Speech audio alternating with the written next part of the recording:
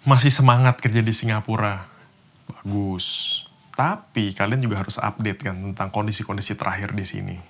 Nah, di video kali ini aku akan share tentang latest update about working in Singapore. Tapi aku akan bagi menjadi 3 sesi. Nah, 3 sesi tersebut aku bagi menjadi sesi 1, situasi terkini di Singapura. Sesi 2, angin segar bagi pasar kerja di dunia Singapura. Sesi ketiga adalah kesempatan bagi tenaga kerja asing seperti kalian yang mau datang kemari. Dan ketiga sesi tersebut itu semuanya berkaitan. Jadi pastikan kalian nonton video ini sampai akhir untuk tahu apa hubungannya antara 3 sesi tersebut yang aku share kali ini. Tingkat pengangguran di Singapura menyentuh angka 2,9%. Angka ini merupakan angka tertinggi dari 10 tahun terakhir. Sekitar 5.600 karyawan kehilangan pekerjaan akibat dari perampingan tersebut. 3 sektor utama di Singapura yaitu manufaktur, service, dan construction mengalami pukulan besar dari dampak COVID tersebut. Dan mau nggak mau, mereka melakukan perampingan supaya bisa survive. Sektor service yang terkena pukulan paling telak adalah sektor food and beverage, lalu ada retail, hiburan dan rekreasi, dan juga pendidikan. Nah, untuk kalian masih mau semangat untuk mencari kerja, tolong hindari 3 sektor tersebut. Sektor manufaktur, sektor service, dan sektor konstruksi. Oke? Let's say, bukan berarti kalian harus kerja di bidang pendidikan, misalkan bukan berarti kalian harus bekerja sebagai gurunya. Mungkin kalian bisa menjadi seorang, let's say, IT manager di institusi pendidikan, atau accounting manager di perusahaan manufaktur, atau accounting manager di perusahaan konstruksi. Intinya adalah semua job desk yang berkaitan dengan 3 industri ini, itu nggak banyak memberikan harapan. Jadi kalian harus pinter-pinter cari-cari, apply kerja yang lebih targeted dan memiliki peluang lebih besar. Di video sebelumnya, aku pernah share tentang perizinan di Singapura.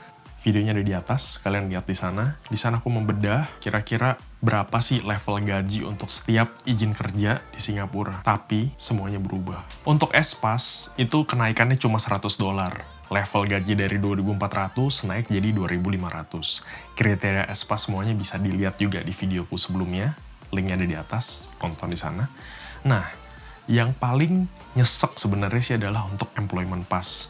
Naiknya itu nggak tanggung-tanggung. Dari $3.900 minimal gaji untuk mendapatkan employment pass, naik menjadi $4.500. Gila, $600 up. Dan untuk yang kerja di industri finansial itu nggak tanggung-tanggung, naiknya menjadi $5.000. Kenapa? Kenapa pemerintah Singapura membuat hal ini? Kenapa? Karena situasi pasar kerja di Singapura itu berubah total sejak COVID-19. Hal ini terlihat dari survei yang dilakukan oleh Kementerian Tenaga Kerja Singapura beberapa waktu lalu. Aktivitas rekrutmen di perusahaan-perusahaan menurun drastis. Artinya banyak orang kehilangan pekerjaan dan aktivitas rekrutmen barunya itu juga menurun. Sama dengan banyak warga negara lokal Singapura yang menganggur. Oke, jadi pemerintah membuat sebuah batasan dengan cara menaikkan gaji tenaga kerja asing yang mau datang ke Singapura. Intinya sih, daripada perusahaan tersebut merekrut tenaga kerja asing, pemerintah Singapura menetapkan nih batas gaji menjadi lebih tinggi. Supaya apa? Supaya perusahaan-perusahaan lokal itu mikir 2 kali. Daripada kita harus rekrut orang asing, tenaga kerja asing, kenapa kita nggak pakai tenaga kerja lokal gitu loh. Kan sebenarnya ada mitos bahwa tenaga kerja asing itu lebih murah daripada tenaga kerja lokal. Nah, sama pemerintah levelnya disamain. Oke lah, kalau gitu tenaga kerja asing kita naikin batas gajinya. Jadi otomatis waktu kalian merekrut tenaga kerja asing nggak jauh beda kok sama merekrut tenaga kerja lokal. Kenapa nggak pakai yang lokal aja? Nggak usah ribet ngurus izin-izin dan lain-lain kan. That's the point. Itu sesi 1, situasi terkini di Singapura. No choice, ini adalah krisis global, pemerintah Singapura melakukan hal tersebut. Beberapa perusahaan sudah mulai beroperasi kembali saat ini, tapi mereka masih pakai karyawan-karyawan yang tersisa untuk mengisi posisi-posisi yang kosong. Intinya sih double job, double task. Mau nggak mau, situasi saat ini lagi susah, karyawan pun harus kerjakan itu gitu kan, untuk mengisi posisi yang kosong. That's life. Sesi kedua, angin segar bagi dunia kerja Singapura. Di tengah banyaknya hal-hal negatif yang terjadi saat ini karena COVID, Per bulan Agustus, ada angin segar bagi dunia kerja Singapura. Sebagian besar karyawan yang telah kehilangan pekerjaan akibat perampingan, mereka sudah menemukan kembali pekerjaan baru. Tapi, tidak di industri yang sama. Sebagian besar menemukan pekerjaan di industri yang berbeda. Jadi misalkan dulunya kerja mungkin di airlines, atau kerja misalkan di pabrik manufaktur spare part. Mereka berhasil mendapatkan pekerjaan baru, tapi bukan di industri yang sama. Dengan level gaji yang mirip-mirip, jadi not too bad. Bukan berarti dapat pekerjaan baru gajinya yang langsung dipotong banyak, enggak. Kurang lebih sama, tapi bidangnya aja berbeda. Jadi dengan transferable skills yang mereka punya selama ini, mereka masuk ke perusahaan baru. Which is okay, perubahan itu nggak selamanya jelek kan. Kadang-kadang ya ada yang bisa membawa berkah, ada kadang-kadang yang bisa buat jadi lebih bagus. Dan sebenarnya mereka nggak punya pilihan gitu loh. Mereka harus keluar dari zona nyaman mereka untuk bertahan hidup, untuk survive. Juga banyak pekerjaan-pekerjaan yang nggak diperhatikan sebelumnya, yang tidak terlalu difokuskan, malah sekarang muncul bermekaran di mana-mana. Contohnya seperti sistem analis. Sistem analis di hotel-hotel itu dulu nggak terlalu diprioritaskan, saat ini malah bermekaran, malah on demand.